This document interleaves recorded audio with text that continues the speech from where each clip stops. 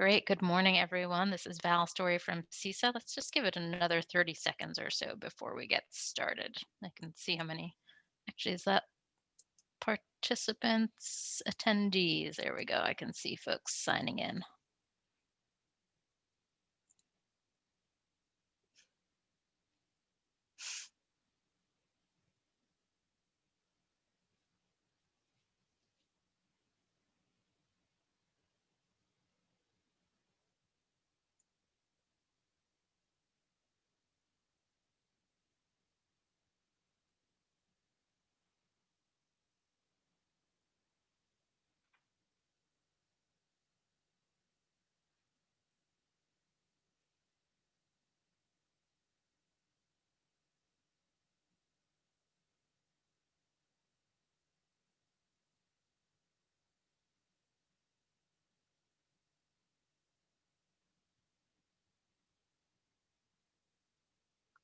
I think I will kick it off as folks are logging in. I'm assuming that many of them know me and have heard my introductory remarks before. So let's get this started. For those of you who don't know me, I'm Val Story from the Clean Energy States Alliance. Welcome and welcome back. I wanted to first give my sincere thanks to the Embassy and the Trade Council of Denmark and today's panelists for being here, and especially the Embassy and the Trade Council for putting together what has been a very exciting and informative virtual five session series on offshore wind. I know I've learned a lot, and I'm sure the CISA members have as well. Thinking back when we started the series back in September, we were hopeful that we would be able to reschedule our postponed offshore wind learning exchange to Europe that was supposed to happen this past May, that we would be able to go in the spring of 2021. But thanks to the continuation of the global pandemic, we've further postponed that. So everyone stay tuned. We'll be circling back with some thoughts on when we can get across the ocean. But in the interim, we've been fortunate to have these conversations, these virtual conversations with European experts. And today we're going to be covering offshore wind finance. And if you haven't checked your calendar invite earlier today, I linked the agenda as well as the speaker bio, so you can follow along with the agenda and the speaker bios there. And then there are 15 minutes or so at the end of the presentations for Q&A via a question box, and James will um, let you all know how to do that. And I encourage everyone to take advantage of this opportunity and ask your questions. And before I pass it back over to James, since I've got the microphone, I just wanted to kick off with a couple of questions to the panelists before we even get to the presentations. I think we've all seen in the news over the last year, and especially in the last couple of days, about offshore wind project delays, both because of COVID, but also because of some delays on the side of the federal government. So just wanted to ask panelists if you were able to, in your presentations, to talk about what those delays mean for project financing and for securing power purchase agreements. And then looking forward to the new administration in 2021, I was just wondering what a new administration means for you and what you might be, if you had a wish list, what you might be hoping for from the new administration in terms of including offshore wind in the US's overall energy mix, as well as any investments that you think the federal government could take in terms of supply chain, infrastructure, jobs, workforce training, and things like that. So thanks for being here. James, over to you. Yeah, I was wondering if you, or maybe you can just, I'll leave those questions with the panelists, and maybe they can discuss that when they do their presentation. Thank you, Val, and thank you to the Clean Energy States Alliance for working with us on this series of webinars over the last few months. Good morning to everyone out there, and thank you for joining us today. For those who've not been involved in previous sessions, we put these events together as a result of the restrictions on travel imposed by COVID, as Val mentioned. These virtual tours are designed not to provide a comprehensive analysis of all aspects of offshore wind, but rather to give an overview of the main issues in the different sectors, and to do so in an engaging format with lots of visuals, and to provide you with some key contacts for people you can reach out to. In these virtual tours so far, we've broken offshore wind into 8 constituent parts: policy, manufacturing, installation, jobs, ports, O&M, transmission, and financing. And today's event on financing represents the last of the 8 sessions, and so the conclusion of the series. We're fortunate today to hear from speakers from 2 organizations that are world leaders in offshore wind financing. We'll hear from Lars Pedersen, CEO of Vineyard Wind, a company that is far advanced in developing North America's first commercial scale offshore wind farm off Massachusetts. He's also co-CEO of Copenhagen Offshore Partners, one of the world's leading offshore wind developers. We'll also hear from the CEO and some of the offshore wind team at EKF, Denmark's export credit agency, which has participated in the financing of 1/3 of all the world's offshore wind capacity. Because our time is limited, we'll not spend a lot of time on introductions and instead have circulated both an agenda and speaker bios for anyone who wants to access them. And we're also sharing these with you now via the chat function, which you can find at the bottom of your screen. A key value in these sessions is for the speakers, and indeed for us as the organizers, is the questions you ask. So please feel free to ask questions, and if you do so, please use the Q&A function at the bottom of your screen, and not the chat function. If you use the chat function, we may lose your questions. So yeah, use the Q&A function, please. We'll now move into the sessions, but before we do that, we'll start with just a brief video, which we'll put on, which just gives an overview of the financing requirements of a typical 1 gigawatt offshore wind farm. This is a size which only a few years ago would have been extremely large, but is now becoming somewhat average, really, in the offshore sector. So with that, maybe we can kick off with that brief video before we go to Lars. What is the cost of constructing and operating a wind farm? A 1 gigawatt offshore wind farm operates for around 25 years, and through its life, the capital plus operating expenses amount to about $4.5 billion. Let's look at how the money is spent. Before operations, about 5 years are required for development and construction. In the development phase, the project proponent liaises with stakeholders, undertakes site planning, secures the necessary permits, arranges financing and contracts for all the requisite equipment and supplies. The foundation, tower, nacelle, rotor, and blades of a wind turbine together constitute the single largest expense, and on a 1 gigawatt wind farm will represent around $1.8 billion, or about 40% of the total $4.5 billion expense. The voltage of the electricity from the turbines is stepped up in the offshore substation before being transmitted to shore, where it may be increased further in the onshore substation before connecting to the grid. The array cables operate at relatively low voltage and link the turbines to the substation, where the voltage is stepped up before the electricity is transmitted to shore through the high-voltage export cable. Once commissioned, the wind farm will operate for approximately 25 years. During this time, about 40% of the $4.5 billion total cost will be spent on operations and maintenance. In summary, the $4.5 billion is spent as follows: 2 to 4% on site development, 15 to 20% on the turbine, tower, and blades, 20 to 25% on balance of plant, 15 to 20% on installation and commissioning, and 40 to 45% on operations and maintenance.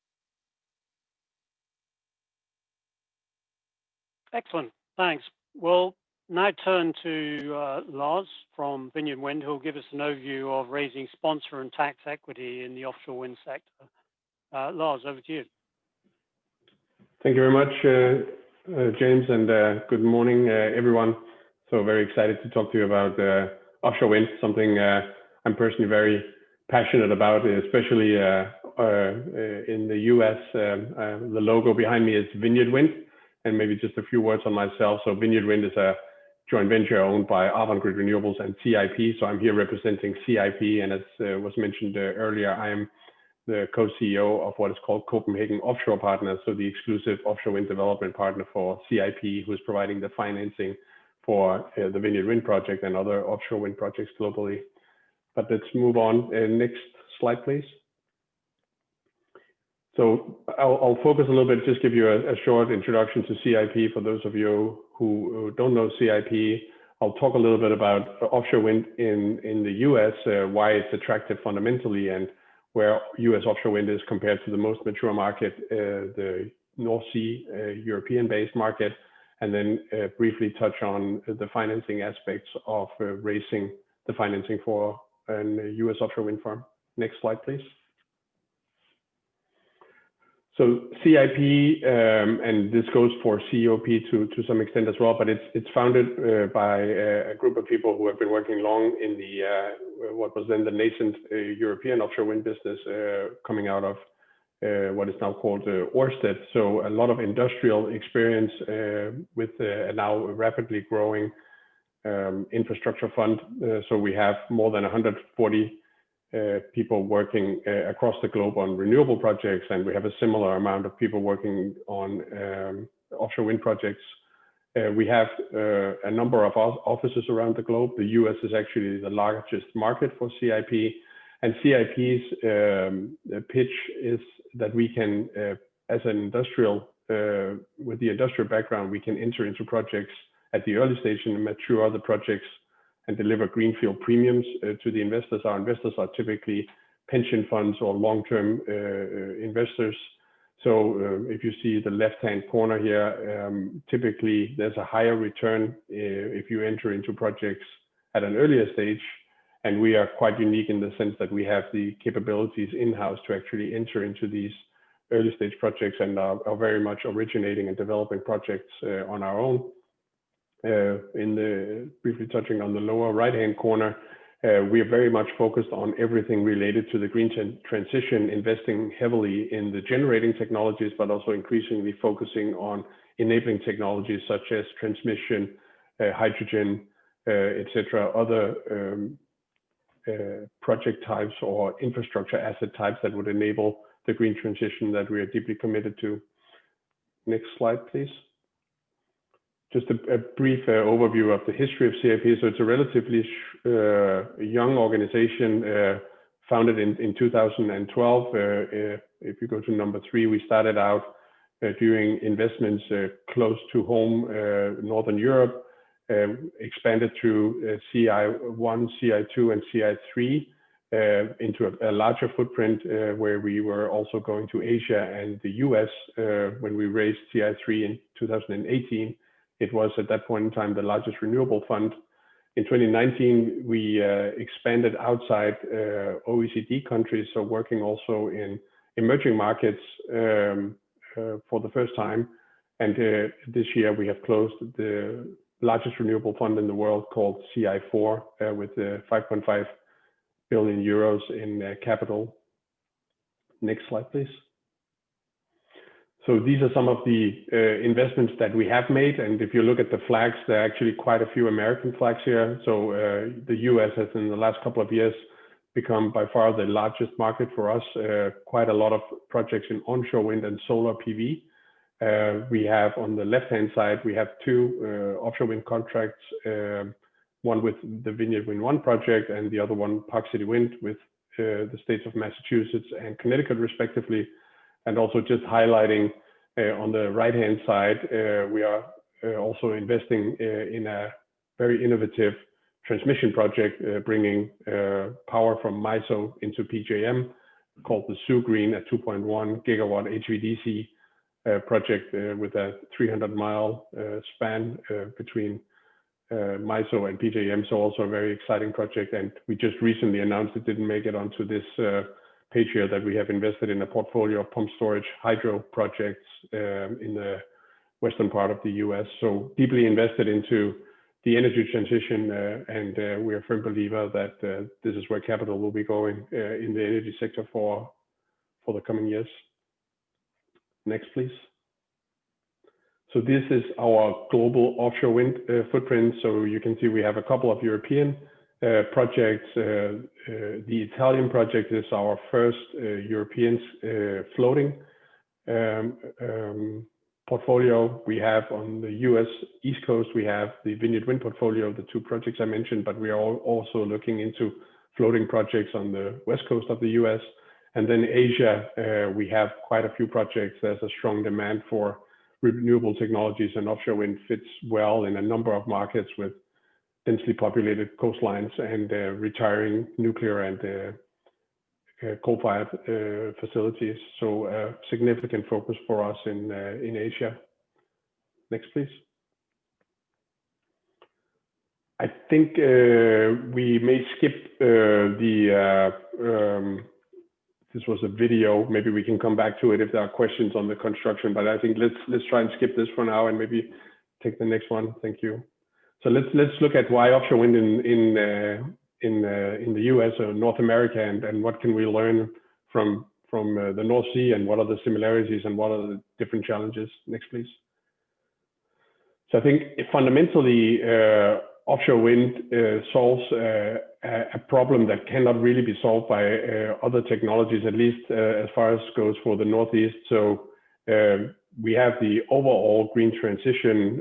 There was a discussion when we opened this panel about what the new administration means. I think there has been a remarkable renewable growth in the US over the last 4 years, and we think that the new administration would even accelerate that, and that goes across the board, not only for offshore wind, but offshore wind, we think will be breaking through in the coming 4 years. And why it fits so well is because you have these densely populated coastlines. It's difficult to build and permit, in particular onshore transmission. And because of the dense population, large scale solar PV and onshore is not feasible. However, you have in the Northeast and on the Eastern Seaboard in general, you have very favorable conditions for offshore wind, and offshore wind has been rapidly decreasing its cost. You're all aware of starting out 30 years ago with 450 kV turbines. You are now 14 plus. We just recently announced 2 days ago that we have signed up with 13 megawatt turbines, and that will only increase. So the technology that you can build off the coastlines, you have short transmission lines to shore, and you have these fundamentals with strong wind and shallow water that just makes offshore wind a really, really good fit for the Eastern Seaboard. We are also investing in floating foundations. So while fixed bottom foundations, as we call them, or fixed bottom projects, there's a very large potential. It's almost a magnitude larger if you're looking to floating foundations. We have already acquired in CIP a starting portfolio of floating foundations, are heavily investing in exploring that technology, and we think that will be the next frontier for offshore wind to open up even more markets and even more population centers for offshore wind technology. And what is then driving down the cost of this technology? So I guess we think there are 3 main factors. The one is the economy of scale. So this project's growing in size just provides a lower cost. You have startup cost. You can roll that over more turbines and more megawatts. There's an immense innovation taking place. You can see the size of the turbines, but also in other places, in not least in the installation technology. So taking much less time installing turbines, and manufacturing is just at a more industrial scale than it was 5 or even 10 years ago. And then we have seen a number of very supportive regulatory frameworks that have always also contributed to drive down the cost of capital going into these projects. Next, please. So you can slice and dice the numbers in a number of different ways. I think there's no way around it that offshore wind is on a significant growth path. So 13 or 20%, maybe it's not that important what the exact number is, but the fact is that offshore wind will be growing, and if and when we are ready to break into floating offshore wind, we believe that we will see the absolute numbers growing even further. So a significant growth opportunity for any country that wants to invest in this technology. The green transition and offshore wind, it will require a massive amount of capital to do that, and we believe that capital is ready. And Europe and APAC so far are the leaders in growing offshore wind. The US has a great potential, but it has not really been unlocked yet due to mainly regulatory challenges on the permitting side. Next one, please. So if you take a look at the US, the Eastern Seaboard, where you have a number of lease areas already put out by the federal government, and if you look at the North Sea, the largest market and the most mature market, they are quite similar in the sense that the populations are similar, coastlines are similar. The US has slightly further from shore projects, which would have been a problem 10 years ago, but right now is actually not that much of a problem, adds only slightly to the cost, but also alleviates some of the visual impact concerns. The water depths are similar, the wind speeds are similar. However, when you get into how many turbines, how many projects are actually in operations, that's where the big difference comes. So the North Sea has a much higher number of projects, a much higher number of megawatts spinning, and also is on a higher growth trajectory, and not least because this technology has been operating for 30 years, but also because of the regulatory hurdles that we have seen here in the US, and I'm sure we're going to discuss that a little bit later. But there's nothing that would prevent the Eastern Seaboard to go on a similar growth track or fulfill a similar potential as the North Sea. The fundamentals are very similar. Next one, please. So the good thing for the US, you can say to a large extent, the US is actually piggybacking on a lot of the lessons learned in the US. So if we take the development of offshore wind in three phases, so the first projects were relatively small, they were close to shore, and they had a relatively small size, as you would expect. And as we come back to a little bit later, they were also funded under a relatively stable regime with feed-in tariffs that would allow people to invest in at that time was a relatively new and immature technology, with the certainty that if you get to the goal line, that you could understand and see the economics. Then relatively quickly, the industry expanded into larger water depths and further from shore, and developed the right technology solutions. I remember myself when I started in this industry, we were talking about 400, 500 ton monopiles as that being a really big technology for our Vineyard Wind project. We will be getting close to 2,000 megawatts. When we in CIP built the VMATA project in 2015, we used the at that time largest monopile in the world of 1,300 tons. So quite a rapid progression in technology that has been scaled to much deeper waters, and also the electrical infrastructure solutions have now been proven that you can do that much further from shore. And with the installation logistics and the turbine technology growing, that has allowed the project size to expand. So right now in the US, we will be kickstarting around the gigawatt mark, a few projects at 400 megawatts, but they will probably be built in a portfolio of something above a gigawatt, and the first projects will be 800 to 1200 megawatts. So a lot of the learnings will be transferred directly from the US, and they can skip quite a few of the steps that were necessary in Europe. So a good starting point for the US. Next slide, please. So here again, a comparison, and maybe you can read that while I'm speaking here, because maybe it's more interested what is the difference and what are some of the inhibitors of the growth. So I think the US market will start up with a high degree of competition, and that has led to very low costs. So I think that has been a really strong fundamental signal to the States starting to develop an interest in offshore wind, and we have seen 22 or 24 gigawatts being announced already by now, and I think we will see even more in the coming years. So a high degree of competition, very attractive pricing. The regime is very different. There's just a fundamental difference between Northern European permitting and US permitting. So the US permitting is much more fragmented.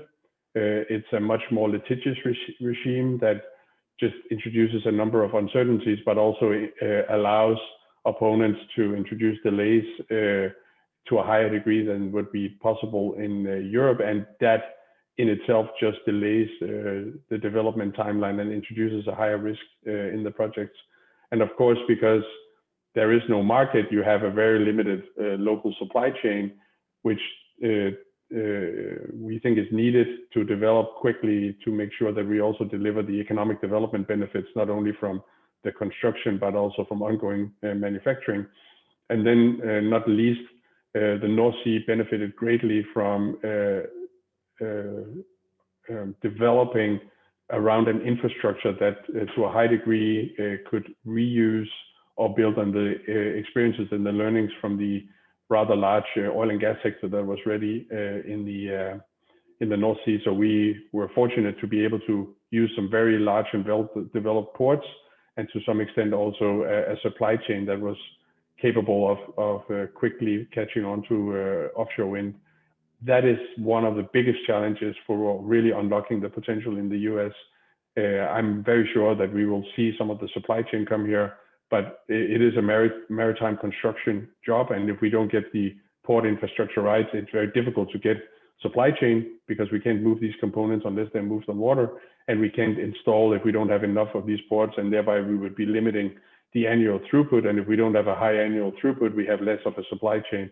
So that is really a vicious cycle that we need to work on. And I think if I was to give one item on my wish list to the incoming administration, I think the states and the federal government sitting down and really looking at how to develop this infrastructure in the US. It will be different than Europe. There are just not enough acreage available to replicate what the European market looks like. I don't think that is necessarily needed, but that's a lot of infrastructure that needs to be built, and that will also have its own development timeline that we need to be looking for. And then not to be ignored, and a very different financing structure. The first wave of projects here in the US will rely heavily on tax equity, which introduces a slightly more complex structure. But I think as we will conclude here, what we went through with Vineyard Wind 1 last year, it's something that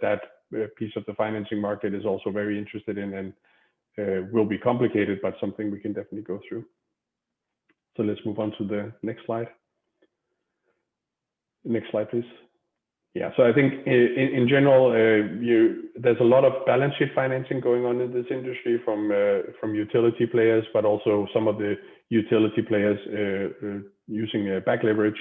So in Europe, you could see up to 80%, I would say, of project financing probably hovers more around the 75 mark. So 25-75 financing structure. In the US, because of the tax equity, we believe that depending on the tax equity brackets that are available, 20 to 25% of the capital will come out of tax equity, 50 to 60% of back leverage. And we put here actually what we achieved on Vineyard 1 last year before we had to abandon the project due to the permitting delays introduced by the federal government. So quite attractive financing. Since then we have had COVID, but I think we remain quite bullish that the market is there both for tax equity and project financing. We were oversubscribed last year. The terms were reasonable. So we think that barring any other changes in the financing environment around us, that is still there, and financing can be raised for these offshore wind projects. So that was it from my part, and hand it over to you again, James. Thank you, Lars. Lots of really useful policy messages in there. It was a great presentation. We have a minute. We could either run the Veamada video, or we've got a question. It would probably be more valuable to answer that. Well, the question is, how would offshore wind financing change if wholesale markets in the US reformed to better accommodate renewable resources? For instance, with proposed structures like the forward clean energy market as compared to the current long-term PPA model? I don't think there's necessarily a need for structural reforms. We have two types of offtake arrangements right now in the market. We have the OREC-driven structure that we see applied more. So New York, at least, has a slightly different structure from what I'm just talking about the markets I know best, compared to the New England markets, which is a more plain vanilla CFD. And I think both of them are financeable. I think the New England PPAs carry a lower cost of capital than the New York type PPAs, simply because you don't have basis risk, you don't have intermittency risks, and all of that, all else being equal, drive higher cost of capital. But we're very convinced that both the types of offtake agreements can be financed. I think besides looking at the exact financing mechanism and the offtake structure, I think the grid build out is a really important piece in assessing the overall offtake risk. We will see significant constraints in the medium term if we don't also invest significantly in the onshore grid, making sure that there are no curtailments and other barriers for exporting the power and getting it into the wider market. I think for a long time it has been focused on large central generators, and now we have to redesign the whole grid, that a lot of the generation will come offshore, and that is a little bit lacking at the moment. What is happening offshore, I think, can be moving forward quite quickly. There's constraints on the infrastructure, most notably the ports, as we've discussed, but the onshore grid and the design of that grid is going to be a really important focus for the next coming years. And we know the states are working on that, but that's also not a build out that can be done quickly. It will require planning, and permitting is also not easy for transmission projects. Yeah, completely agree on the transmission. We discussed it extensively in the last session. Yeah. Okay, well, thank you, Lars. That's great. We'll come back with questions after EKF's presentation. So we have a few more, but thank you for now. And we'll move on to EKF.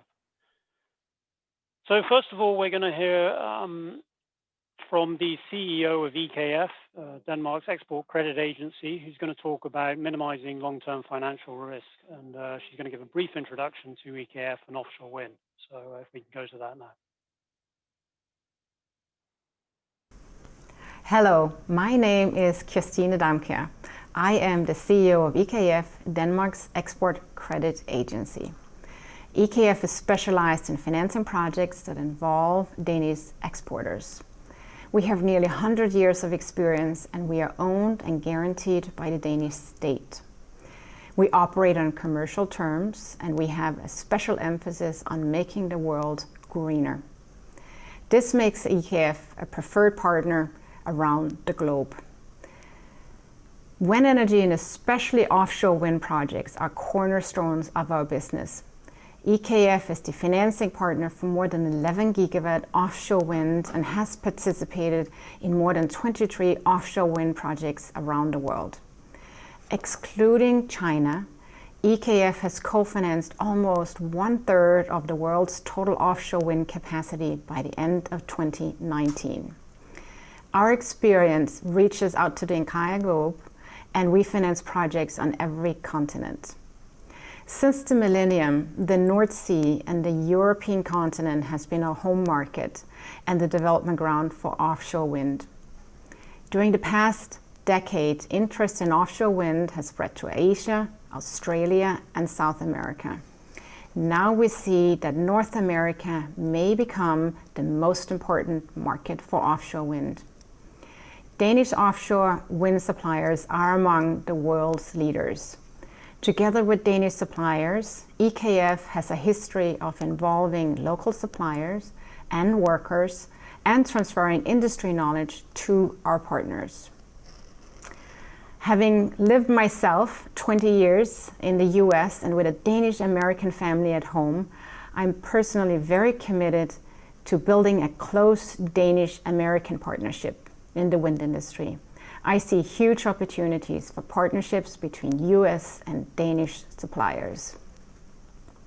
And based on EKF's experience from projects around the world, I do believe that offshore wind will create new business opportunities and offer employment to a growing number of Americans.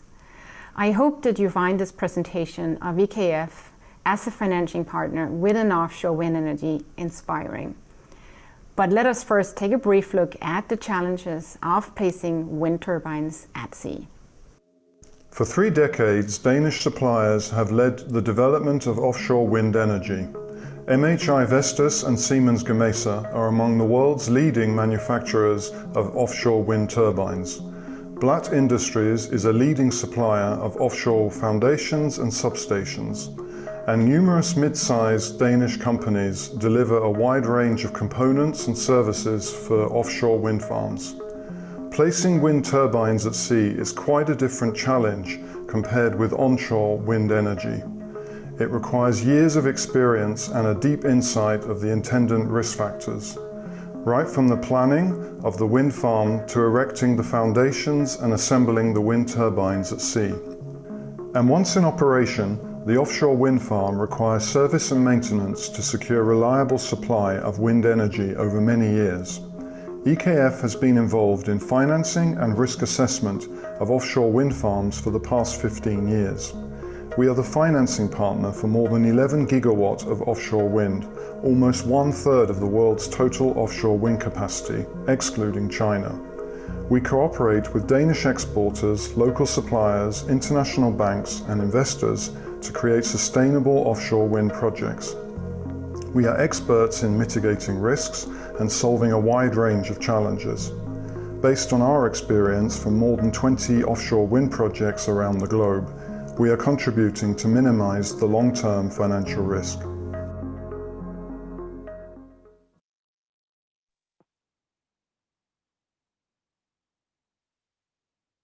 Great.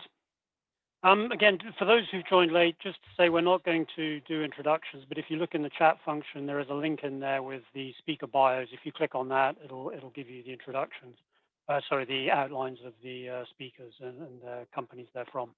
So we're now going to hear from Jørn Krag and Morten Pedersen, part of the offshore wind team at EKF, who are going to talk in a little bit more detail about EKF, some of the projects they've worked on, and the outlook for the offshore sector. So over to you guys. Thank you, James, and thank you very much for giving us the possibility to speak here today at this webinar. Next slide, please. As Christine just mentioned, that EKF is the Danish Export Credit Agency, and what we do is that we do financing of wind. And for us to participate in a transaction, there has to be a Danish interest. And it's typically, when it comes to the offshore wind sector, MHI Vestas or Siemens turbines, which we are financing. We have financed offshore wind for more than 15 years and have a lot of experience in financing offshore wind. And what we do is, you should consider EKF just like a commercial bank, because we participate in the senior debt and where we are financing together with the commercial banks. Next slide, please. And this may not come as a surprise to you, but based on the exporters that we finance, actually about 70% of our portfolio is within wind energy. So you see, it's a pretty big thing for us. Next slide, please. And again, you heard this now a couple of times, but we're actually pretty proud of it. By the end of 2019, we did finance about 1/3 of all installed capacity offshore, excluding China, obviously, and also if you exclude Denmark, it will also improve our figures even a bit more, because we're not allowed to finance projects in Denmark as an export agency. Next slide. And here you can see our track record and the different projects which we have financing. We have financed more than 22 project finance offshore wind deals. And it started in Europe in 2006. And at that time, the wind farm was quite small, and people were very nervous that these turbines could stand out there in the very rough weather for 15 years, which was the tenor of the senior debt. But it's developed very much, and now we see that we have a bank market here in Europe where there are more than 100 banks which are willing to finance offshore. And it's also shown by that on all these projects we have not had any losses yet, and we are naturally very proud of that. And in 2018 we financed the first offshore wind farm outside Europe. Until 2018 it was mainly a business here in Europe for us. But now we have financed more than 4 wind farms in Asia as well. And also here in 2020, we financed the first offshore wind farm where we had market risk or merchant risk in that transaction, where it was not banked based on a fixed price PPA. So lots of developments are going on in the offshore sector, and now it's not uncommon for us to see a wind farm of 1 gigawatt. So it's quite significant amounts of debt which has to be raised in these financing. Next slide, please. When we look at the financing, then there's basically 2 forms of financing. There's corporate risk financing and there's project finance risk. And if it's a corporate risk financing, then it's if Dominion or Ørsted puts up a guarantee and they will guarantee the debt. So then it's quite easy to finance the transaction. You basically look at their accounts. But the other financing, which is the project finance, which are the typically and most dominating financing we see in the offshore wind, is that you only get your money back if the project gets up and running and they are selling their power and they get a revenue and then you get repaid by that. And if you use this project finance, then you have to do a little bit more due diligence compared to a balance sheet financing, because then you have to look at the technical risk, the wind risk, insurance risk, and do you have all the permits and so on. So you want to be sure that you get your money back on this development of this project. Next slide, please. If we look at US, then we have been looking at a couple of deals in US, and there's always new risk when you go to a new market. And for US market, for us, the tax equity is naturally a new thing when you look at financing. It's very common, and we have seen that many times, but you have to do a little bit more due diligence when you enter a new finance class in a financing. But there's also other kinds of risk which we do not have here and which we will have to look more carefully into. And there's another weather risk, hurricanes and earthquakes and so on. So we have to see if we have these kind of risk. And there's also litigation and local resistance for building these wind farms, which we have to look into. So there are new risks, and we always look into these risks together with the bank group and finance it together with the bank group based on the same due diligence and on the same speed as the commercial banks. Next slide, please. So the next 2 slides, actually, we could speak quite a lot about. Those are some of the lessons learned from projects we were in. As Jørgen mentioned, we haven't had a loss on a project yet, and I think the key mitigant in developing a project to avoid losses is obviously to do your homework, your due diligence, of course, but also making sure there's enough buffer in the construction schedule, and also that there's enough contingency. It seems easy, but it actually, in the end, those are the key factors. After the 2 slides, we'll just arrive into a short summary with some takeaways that you may consider as policymakers. Obviously, we do not do the decisions, but perhaps keep them in mind when you basically create the framework for financiers. Vessel defects. There are not that many vessels around the globe. So a vessel defect will have quite a severe impact on the time schedule and the project. There will be knock-on effects and so forth. We have seen that in a couple of projects, and therefore it is very important that you have this buffer, as I mentioned before. Delays due to design changes may not be that easy to see, but actually the picture in the right upper corner is a picture of a rocky seabed. And that's because foundations, the construction of foundations is actually not that easy as you might think. And they may be having different designs based on the single location of the foundations. So if you need to make design changes because of the seabed is a bit different than you actually thought it would be, it will create, or can potentially create again, a big knock-on effects.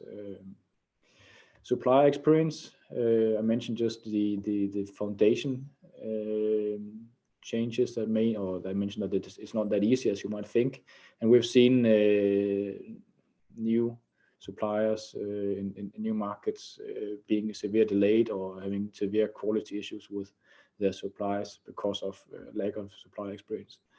And then we've also seen some operational accidents, fishermen sailing between turbines, and then damaging the inter-array cables actually because they did the fishing. Next slide, please. A few points here against the I already mentioned the contingency. Jørgen mentioned a bit about local opposition. Legal issues, obviously there's quite a lot of lawyers working on a project finance transaction because you need to look into every detail. But some that could be discussed, for instance, is how do you make sure that you as a lender have the voting rights and so forth if the borrower isn't, for instance, a project company. We've seen structures like that. Next slide, please. And here's the slide with a few takeaways that I mentioned earlier. Again, just I know Jones Act, for instance, is important for the American industry. I'm aware of that, but you may, given what I mentioned before about not that many vessels around the globe, want to be sure that you can actually have enough vessels around, and thus make sure that the Jones Act doesn't put too many. Just perhaps be a bit flexible on the Jones Act if possible. Localization requirements, I mentioned local new suppliers having issues with the quality and so forth. Most American suppliers, given the oil industry and so forth, are pretty developed. But it again is not, as I mentioned, not that easy as you think. There's a learning curve. We've seen, for instance, Blad Industries doing a partnership now with an American company. And we think that those could be kind of good ideas to bring companies abroad to the American seabed and also cooperating on developing projects. We've also seen that politicians often look a lot on the costs, but again, we've learned in Europe that the first projects may be very expensive, but then as you get along, it really has shown that offshore wind industry is pretty competitive. But you do need perhaps to allow first couple of projects being a bit more expensive, given supply chains need to be developed and so forth. Val mentioned something about the new federal government. What will we expect? What will we hope from them? I think something we really would like to see is very predictability of the pipeline, because that will engage investors to look into it. And I think bringing Taiwan in as an example is pretty relevant, because really a relatively small country has now brought in several foreign investors installing production facilities and so forth, and also investing in wind farms and for the benefit of the local communities. Next slide, please. Next slide. What we bring, or the good story, is that there's a lot of liquidity in the market, and it's not difficult to get offshore wind finance, because it has become very developed many places, and it's definitely our expectation that in US the financing will not be the bottleneck. Typically we see commercial banks coming in with a ticket size of $200 to 300 million US dollars, so it's quite significant amounts the banks can offer. And from our side, we can go up to $800 million US dollars, and on these giga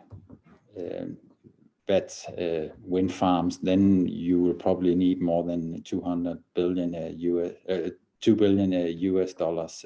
So it is significant amount you need. Generally, we will operate on commercial terms in a club deal with the commercial banks, just adding capacity to the transaction. And it's very important that we also have a lot of local banks involved in the financing. Next slide, please. For us to be in a transaction, there naturally has to be a Danish economic interest, and typically when we finance, it's Vestas turbines or Siemens turbines, but an offshore wind farm will create a lot of jobs locally as well. It's not just for the O&M, but also all the installation, and a lot of equipment will also be produced locally. And typically the development is, in the beginning, the export or import is typically a little bit higher, and then if there is a pipeline or in the country, then the manufacturers set up production locally or partner up with local partners when they do the construction. And regarding the financing, it is club deals, and it is the same banks we see here and in Asia and in US. Most of them are global banks when they do project financing in offshore wind. Next slide.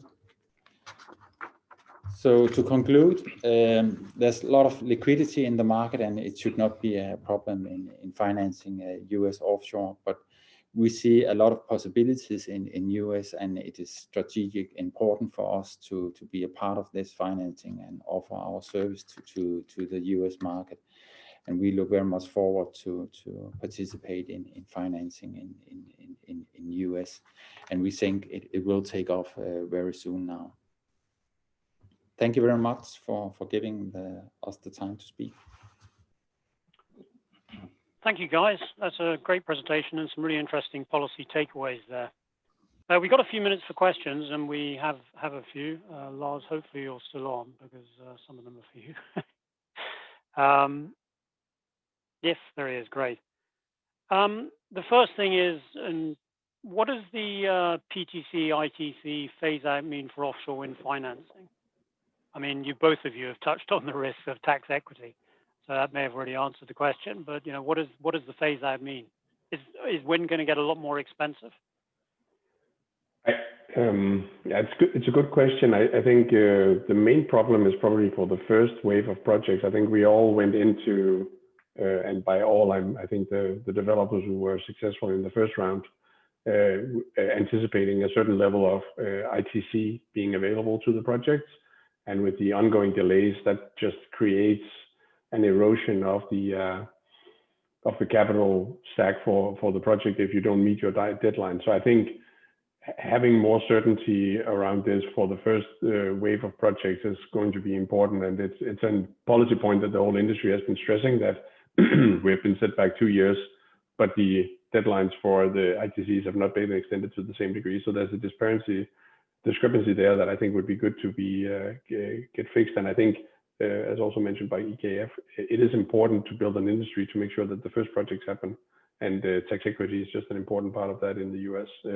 We don't have a supply chain. There will be costs that we wouldn't have in European markets, and there needs to be some mechanism to make sure that these projects can have economics that work for them.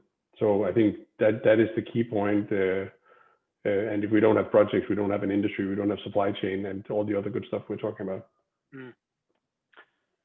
Another question, which is directed towards EKF, is how do you recognize technology risk when you're putting together a financing package?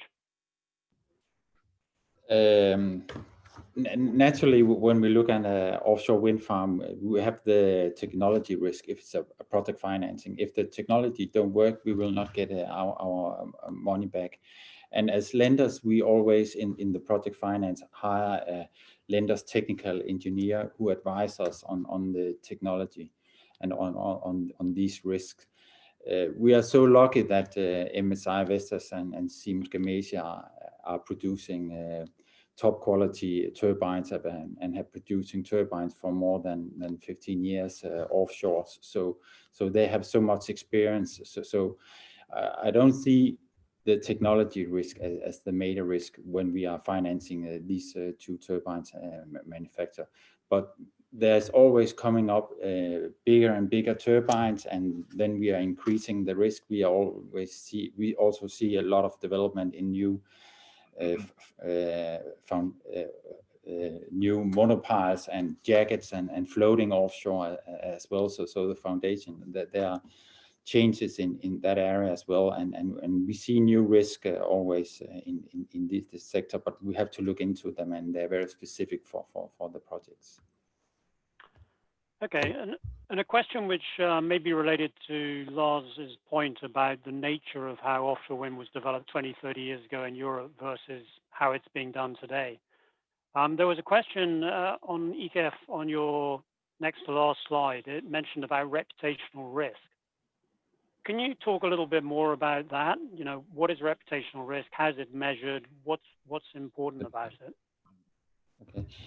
It's very much for us as a government institution. Everything has to be in order. We cannot have a project which are not complying to environmental issues and are not following the local laws and so on. So every transaction has to be accordance to law, and they have to fulfill all the permits, and all permits has to be in place. And we as bankers expect that this to be the case.